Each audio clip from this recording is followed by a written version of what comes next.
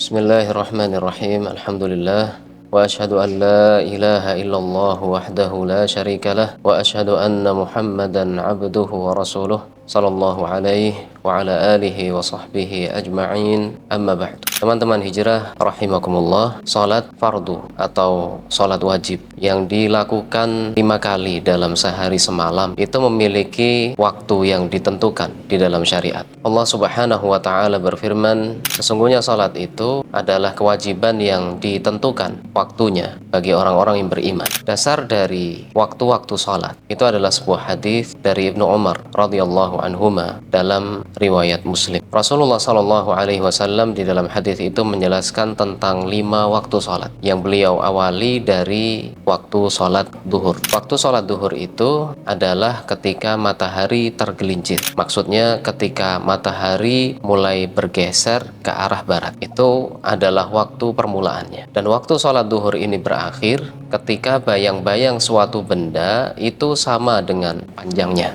Rasulullah sallallahu alaihi wasallam bersabda, waktu dhuhri idza zalatis syamsu. Waktu salat duhur itu adalah ketika matahari mulai bergeser ke arah barat. Itu adalah waktu permulaannya. Sehingga apabila suatu benda diletakkan dan matahari itu berada di tengah-tengah langit, maka benda itu hampir tidak memiliki bayangan. Setelah matahari bergeser ke arah barat, maka akan ada sedikit bayangan di arah timur. Dan ketika muncul sedikit bayangan itu berarti masuk waktu duhur. Kemudian Rasulullah Shallallahu Alaihi Wasallam melanjutkan, wa kana dhillur rajuli katulihi.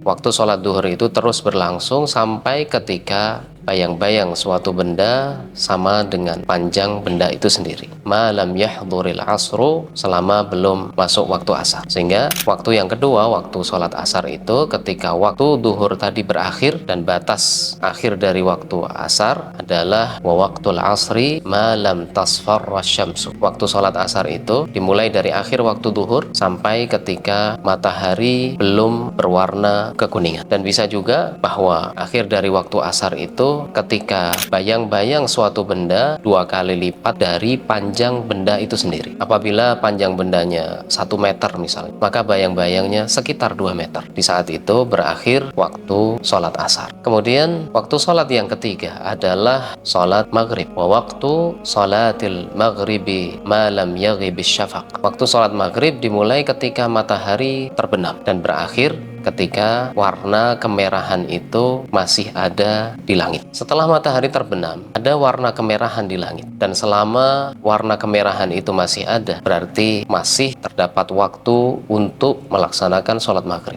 Apabila warna kemerahan di langit itu telah hilang, maka masuk waktu sholat berikutnya, yaitu waktu sholat isya. Sehingga sholat isya dimulai ketika warna kemerahan di langit itu telah hilang. Kemudian Rasulullah Shallallahu Alaihi Wasallam melanjutkan, wa waktu sholatil isya ila nisfil lailil awsat. Berakhirnya waktu sholat isya itu adalah sampai pada pertengahan malam. Sehingga bisa dihitung sendiri kapan waktu matahari terbenam dan kapan waktu matahari terbit, kemudian dibagi 2. Dan pertengahan dari 2 bagian itu adalah waktu berakhirnya sholat isya. Kemudian yang kelima adalah waktu sholat subuh. Wa waktu sholatis subhi min tulu'il fajri. Waktu sholat subuh itu dimulai dari terbitnya fajar. Dan yang dimaksud dengan fajar di sini adalah fajar yang kedua, yang disebut dengan fajar shadiq. Karena fajar itu terbagi menjadi 2, fajar pertama dan fajar kedua. Waktu sholat subuh dimulai dari fajar yang kedua.